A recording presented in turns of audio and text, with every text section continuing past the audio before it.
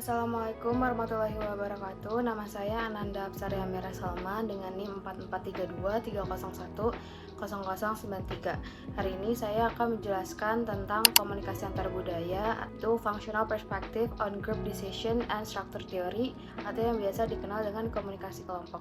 Berikut lanjut ke materinya. Nah, masuk ke pembahasannya. Yang pertama itu ada latar belakang. Nah, pada tahun 1970-an, komunikasi kelompok itu mulai dikenal di kalangan pendidik. Nah, para pendidik itu melihat komunitas kelompok sebagai salah satu metode pendidikan yang efektif. Komunikasi kelompok merupakan wadah yang tepat untuk melahirkan gagasan yang kreatif. Komunikasi kelompok juga diartikan sebagai wahana untuk memperbaharui kesehatan mental dan juga sebagai sarana untuk meningkatkan kesadaran politik ideologis. Lalu masuk ke pengertian dari functional the perspective on group decision and structure teorinya atau komunikasi kelompok. Perspektif fungsional biasanya berfokus pada fungsi yang dimainkan oleh struktur kelompok dan peran individu dalam proses pengambilan keputusan, menekankan bagaimana struktur kelompok yang terdefinisi dengan baik seperti norma, hierarki, dan peran mempengaruhi cara anggota kelompok itu berinteraksi dan berbagi informasi dan membangun konsensus untuk memahami bagaimana fungsi tim seperti pembagian tugas, koordinasi, dan pencapai tujuan berhubungan dengan struktur tim. Perspektif fungsional itu berbeda dengan perspektif mediasional yang memandang komunikasi itu sebagai media pasif dan netral yang memungkinkan berbagai faktor seperti pengetahuan, keterampilan, atau upaya anggota kelompok yang berdampak pada kinerja pengambilan keputusan kelompok, menurut Hirokawa dan Salazar dalam Frey 1999. Nah, berikut ini riwayat penemu Functional Perspective on Group Decision dan Structure Theory. Teori ini dikembangkan oleh Randy Hirokawa yang ini dan juga Dennis Goran pada tahun 1980-an.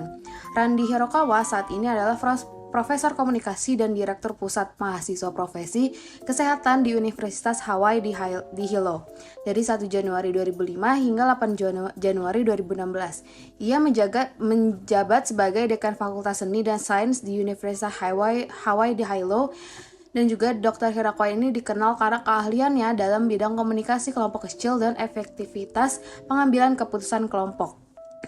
Dennis S. Goran adalah profesor dalam hubungan kerja dan pekerjaan dan komunikasi seni dan ilmu di Pennsylvania State University, yaitu seseorang spesialis di bidang komunikasi dalam pengambilan keputusan dan kelompok pemecahan masalah.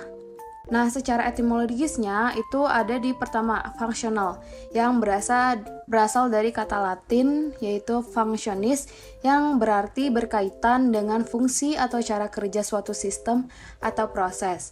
Yang kedua itu perspektif, berasal dari bahasa Latin perspectivus yang berarti melihat dengan jelas. Yang ketiga itu tentang pengambilan keputusan dan struktur kelompok. Pengambilan keputusan kelompok ini mengacu pada pengambilan keputusan kelompok, sedangkan struktur mengacu pada organisasi atau struktur kelompok. Yang keempat itu teori, yaitu dari kata Yunani yaitu teoria yang berarti pendapat atau observasi. Nah, dalam konteks ini, teori ini mengacu pada sistem konsep yang dirancang untuk menjelaskan dan memprediksi fenomena tertentu. Nah, asumsi dari teori ini yang pertama itu kelompok memiliki satu tujuan yang lebih dan yang ingin dicapai. Yang kedua itu kinerja kelompok dievaluasi menurut standar tertentu yang terdiri atas kriteria normatif yang mengidentifikasi bagaimana kinerja kelompok yang seharusnya. Yang ketiga itu kinerja kelompok dipengaruhi oleh faktor internal dan faktor eksternal melalui proses interaksi. Terus lalu ada di karakteristiknya. Karakteristik yang pertama dari teori ini adalah menyediakan pendekatan makro karena fokusnya adalah pada fungsi keseluruhan dari struktur kelompok dan bagaimana fungsi tersebut mempengaruhi pengambilan keputusan. Yang kedua itu teori struktur, menyediakan pendekatan mikro karena fokusnya adalah pada bagaimana elemen-elemen ini berperan seperti IPERA, norma, tingkat formalitas, dan sentralisasi. Otoritas secara langsung mempengaruhi interaksi antar anggota, komunikasi, dan pengambilan keputusan. Yang ketiga itu teori ini menekankan hubungan yang erat antara struktur dan fungsi kelompok karena teori ini dirancang untuk memenuhi fungsi tertentu yang terkait dengan pengambilan keputusan dan pencapaian tujuan. Yang keempat itu karakteristiknya adalah perspektif fungsional yang mengakui pentingnya peran dan norma kelompok dalam mempengaruhi perilaku individu. Nah, fungsi functional perspective on group decision and structure theory atau komunikasi kelompok itu yang pertama ada memahami peran struktur kelompok. Nah, di sini tuh kayak perspektif fungsional ini membantu memahami bagaimana struktur kelompok seperti norma, peran, dan hierarki itu memengaruhi cara anggota berkomunikasi satu sama lain, dan struktur ini juga memberikan kerangka kerja yang mengatur interaksi dan memastikan bahwa komunikasi itu terarah pada pencapaian tujuan kelompok. Yang kedua itu menganalisis pola komunikasi, yaitu dengan memahami fungsi struktur kelompok kita dapat menganalisis pola komunikasi yang muncul dalam kelompok. Perspektif ini membantu kita juga melihat bagaimana struktur memengaruhi siapa yang berbicara, apa yang mereka bicarakan, dan bagaimana mereka berkomunikasi satu sama lain. Yang ketiga itu meningkatkan efektivitas komunikasi. Kita tuh dapat mengidentifikasi hambatan komunikasi yang terkait dengan struktur dan mengembangkan strategi untuk mengatasinya, seperti mendorong partisipasi yang lebih luas, membangun konsensus, dan memfasilitasi komunikasi yang terbuka dan transparan. Yang keempat itu ada memprediksi dinamika kelompok, yaitu perspektif fungsional memungkinkan kita untuk memprediksi dinamika kelompok yang mungkin muncul berdasarkan strukturnya. Kita dapat mengantisipasi potensi konflik, kesalahpahaman, atau ketentuan dalam komunikasi, mengambil langkah-langkah cegahan untuk memastikan komunikasi itu bisa menjadi efektif. Yang kelima itu membangun kelompok yang lebih kohesif, yaitu dengan memahami bagaimana struktur dan komunikasi itu memengaruhi kohesi kelompok.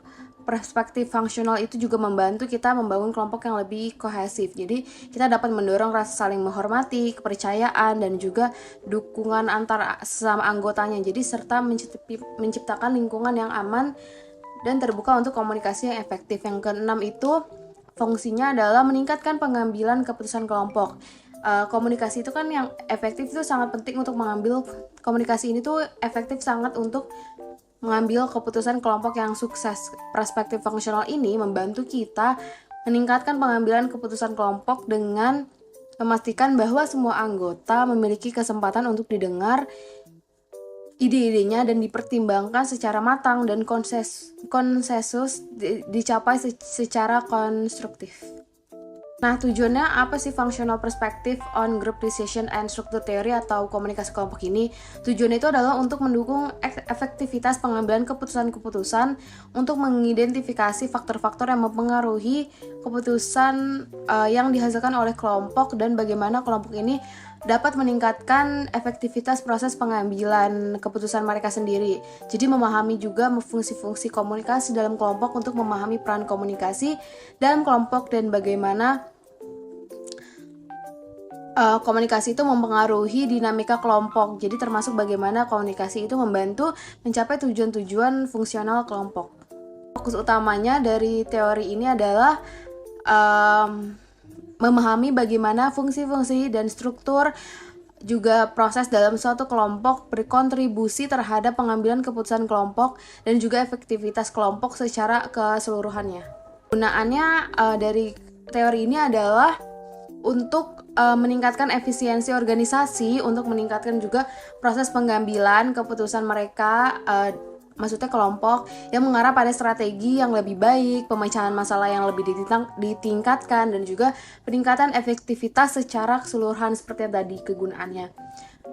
Lalu dapat digunakan untuk meningkatkan fungsi kebijakan publik, dan juga dapat memanfaatkan teori ini meningkatkan pembuatan kebijakan publik dengan memastikan bahwa berbagai perspektif itu dapat dipertimbangkan gitu, bahwa keputusan dibuat secara transparan dan bahwa pemangku kepentingan itu terlibat secara efektif. Jadi dengan memahami dinamika kan pengambilan keputusan kelompok itu, pembuat kebijakan dapat menciptakan proses pembuatan kebijakan yang lebih inklusif dan efektif. Kelemahannya dari functional perspective on group decision and structure theory itu pertama tuh ada di fokus pada fungsinya gitu sih, karena kan teori ini tuh terlalu menekatkan pada fungsi-fungsi tertentu dan mengabaikan faktor lain yang mungkin mempengaruhi pengambilan keputusan. Yang kedua itu sulit diimplementasikan. Teori ini tuh biasanya membutuhkan usaha dan kesadaran dari para anggota kelompoknya sendiri untuk dapat dijalankan fungsi itu secara efektif. Jadi lumayan sulit diimplementasikan. Contohnya kalau misalnya teori ini di dalam kehidupan itu mungkin pas lagi rapat tim.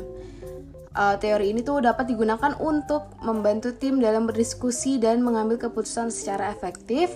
Yang kedua itu biasanya pas lagi komite sekolah, karena tadi kan functional perspective on group decision dan struktur teori itu dapat membantu komite sekolah dalam mendiskusikan dan memutuskan kebijakan-kebijakan baru. Yang ketiga itu mungkin di kelompok kerja masyarakat. Teori ini tuh bisa digunakan untuk membantu kelompok masyarakat dalam mengidentifikasi masalah, mencari solusi, dan mengambil tindakan. Kesimpulannya, teori ini adalah bermanfaat untuk memahami dan meningkatkan pengambilan keputusan-keputusan kelompok. Jadi dengan memahami fungsi-fungsi yang tadi saya jelaskan, kelompok dapat berkomunikasi secara lebih efektif dan juga menghasilkan keputusan yang lebih berkualitas. Dan meskipun memiliki beberapa kelemahan, functional perspective on group decision and structure theory ini tetap menjadi pendekatan yang relevan untuk diterapkan dalam berbagai situasi kehidupan. Sekian dari saya, kurang lebihnya mohon maaf. Wassalamualaikum warahmatullahi wabarakatuh.